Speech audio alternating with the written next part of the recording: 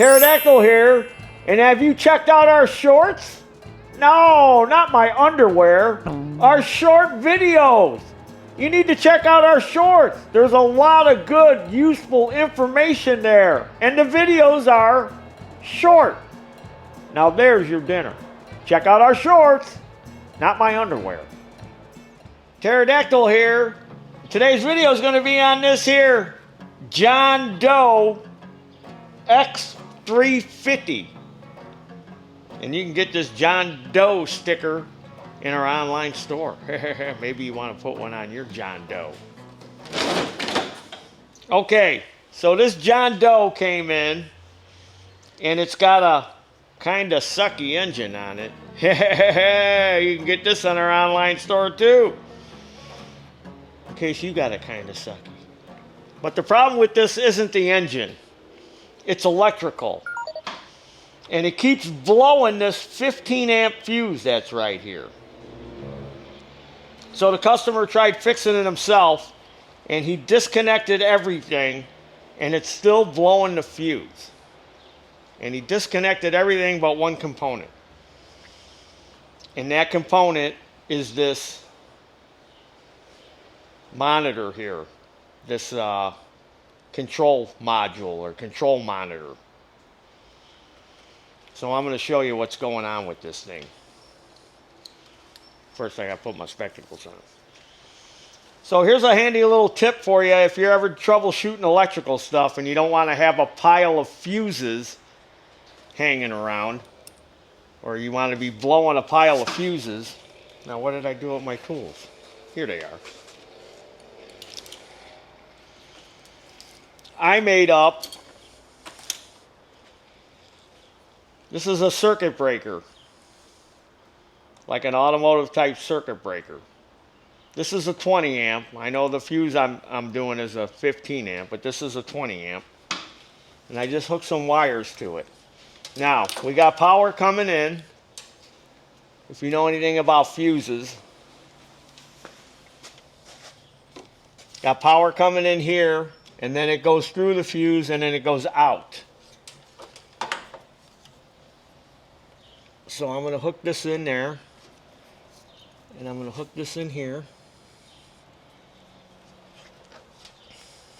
and you'll see that this circuit breaker is working. So then on the back of this fuse block here, where that 15 amp fuse goes, is two heavy red wires. So we know that the one coming out on the bottom is the battery power to the fuse, and the one, you know, this is the one coming in, power coming in, goes through the fuse, and this is power going out. So I trace that wire down to this plug here that plugs into that control monitor. That's the red wire right there. See? There's our power. Now as soon as I plug this thing in to the module under here where it goes, if you listen, you'll hear that circuit breaker trip. Because watch, got power coming in, it just tripped that circuit breaker.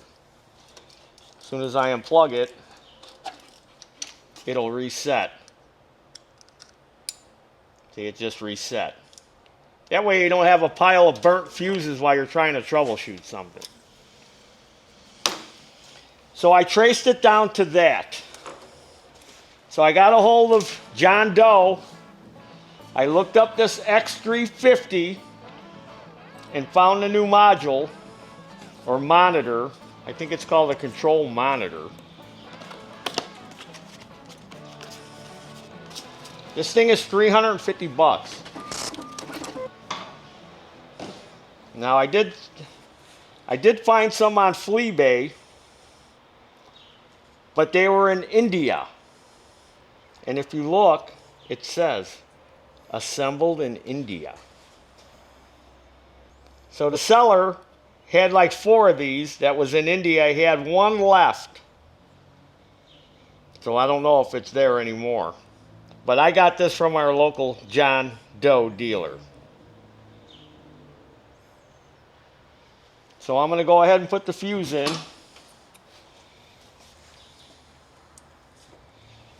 And I'm going to plug this in.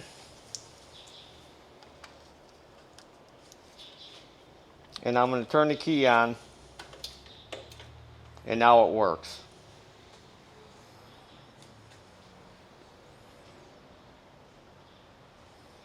So now I need to take it apart to replace this module.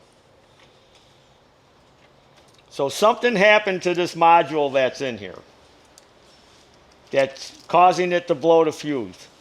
It's internally shorted somewhere. So in order to do that, we need to take the steering wheel off. So you got to pop the center cover off, take the nut off, and if you pull and wiggle on it and it doesn't come off, you're going to have to hit it with an air hammer. That's the easiest and quickest way that I know to get it off without damaging the steering wheel.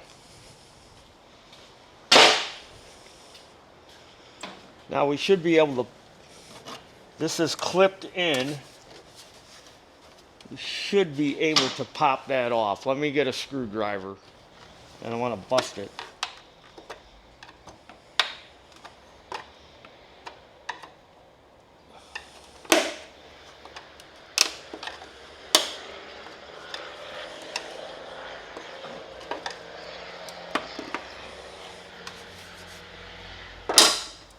Let me get a light so I can see back here and see what tabs I have to release.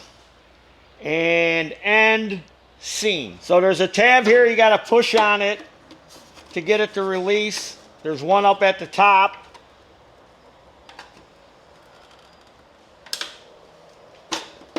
There should be another one on the other side.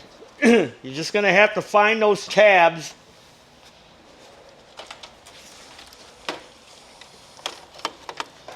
There's one on this side. And I'm sure there's probably one in the bottom here. You want to be careful. You don't want to break this thing. And I'm sure this part isn't cheap either. It's just a matter of getting at everything to release it. I think it slides up, if I'm not mistaken. I know we worked on one of these before and somebody had broke all these tabs trying to get this thing off. So when we went to take it off, it came right off pretty easily. The only thing holding it on was the steering wheel. I know this thing is supposed to slide up once you release those tabs, so I had to really push on it with the screwdriver, and yeah, it just slides in. It slides into here. And you only got these 4 tabs that you release, and the one in the front, so you got 5. One in the front and the 2 on the sides. But this thing was like stuck. It was like glued in at the bottom here. Now I don't know if maybe somebody sprayed some kind of, you know how sometimes when you spray like brake cleaner or carb spray on certain plastics, it gets sticky. It like starts to melt it. And I think that's what happened, because I had to really push on the screwdriver and I could hear it. I could hear it starting to crack a little bit, like this was stuck, this lip was stuck. So if you have any difficulty, that's what you need to do, is make sure this thing isn't stuck in the bottom, because you only got them 5 tabs. And then to replace this, you just lift it out. That's all it is. Exact same thing. But something shorted on the inside. Again, when you're buying these mowers that have all this high-tech instrumentation on it that you don't need, I mean, it's nice to have a gas gauge in there, but you can just have a regular gas gauge. And then people leave these things outside. This is sometimes the problems you can have. Now, I don't think this one was left outside, but still, when you got high-tech equipment like this and you're leaving it outside, you're just asking for trouble. Again, it's your mower. I don't care what you do with it. See, now it's locked back in. Oh, except I didn't get the bottom locked in. Dang nabbit. Now I gotta pop them loose. Okay, got the new module in. I need to plug it in.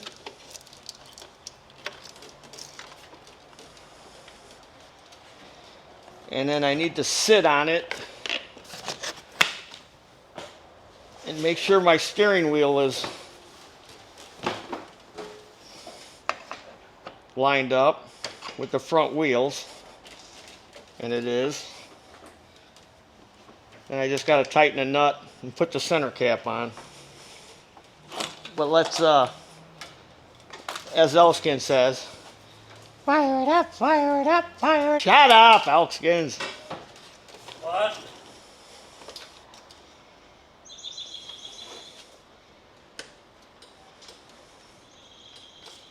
It's not starting. It's not starting. Well, it's starting now. You know why? This 20 amp fuse was blown. That was the one that went there. And now it makes sense because they did tell me they were going through fuses, so they started swapping other fuses that they had, and that was one of them. They took that out and stuck it in there, and then when it blew it, that's when they decided to bring it in. Because they were doing the old fuse swap. That's why it's good to have that little tool I made, that little circuit breaker. That way you ain't got a pile of fuses that you're going through. Because they can get expensive until you can figure out the problem. So now, let's fire it up, fire it up, fire it up, fire it up, fire it up. Let's fire it up. What?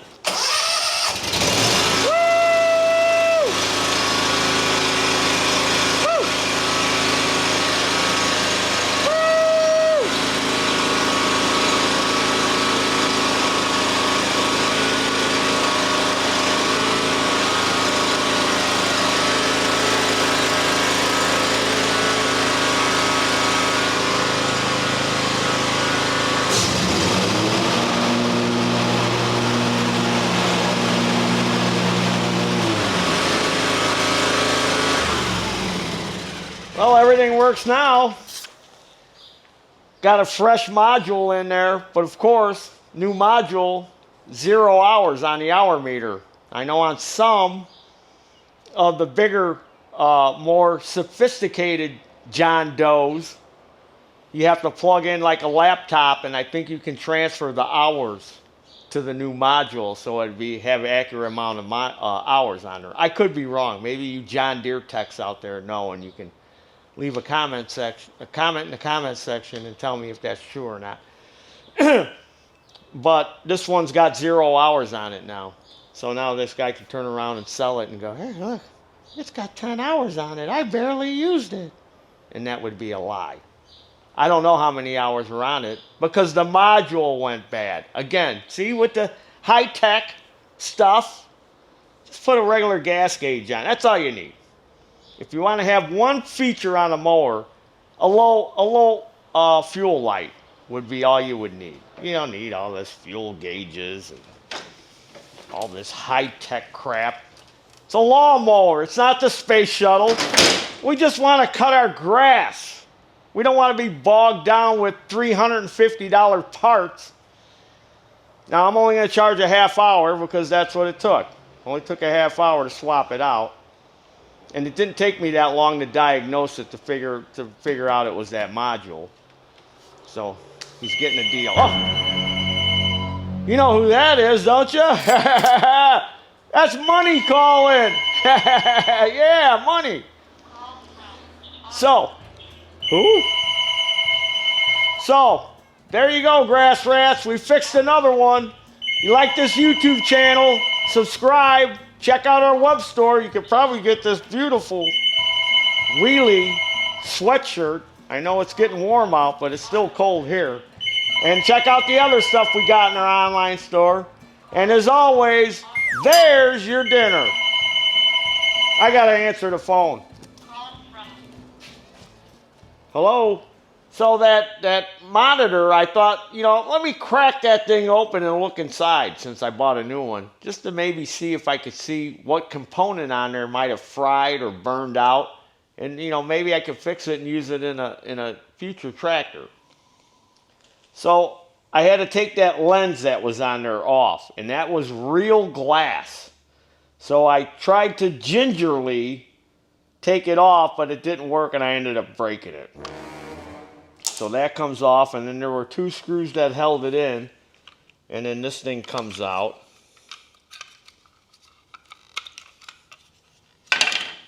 And then I pulled off this little LCD display so I could expose the circuit board. And I studied it. I put it under my magnifying glass, and I cannot see any kind of hot spots or burn marks. But obviously, some component in here had shorted out to the point where it was grounding out and it was blowing that fuse. We got a little baby capacitor on there and all kinds of little bits and bulbs, as they say in England. A bunch of little bits and bulbs in there. One of those bits and bulbs probably failed, mate. And that's why that thing failed. But that's what it looks like inside, because I know you grass rats are curious. You're like cats. I just hope you have 9 lives, like a cat. Because something in there failed. You know where this is going. Same place Nikki Sixx goes. In the scrap barrel! So the sad thing about this $350 part is your tractor will not run without this. There's no way to bypass it. You got to have this on there to make it run. I'm sure there might be some way to bypass it if you chopped all the wires, but then you're going to be bypassing all the safeties and everything and just going directly to like the starter to get it to run, like an old mini bike or a tractor. But as a dealer, I can't send it out that way. So yeah, you have to have this thing in order to make that X350 run. $350 part if it fails. I hope this isn't a part that fails often, because that's an expensive dinner. And I don't want to eat that dinner, because that's not a tasty dinner. It's a sour dinner. It's a bad dinner. It's not a good dinner for $350. It's a crappy dinner. It's the kind of dinner that you're going to send back to the chef and go, hey, I don't want this. That's a bad dinner.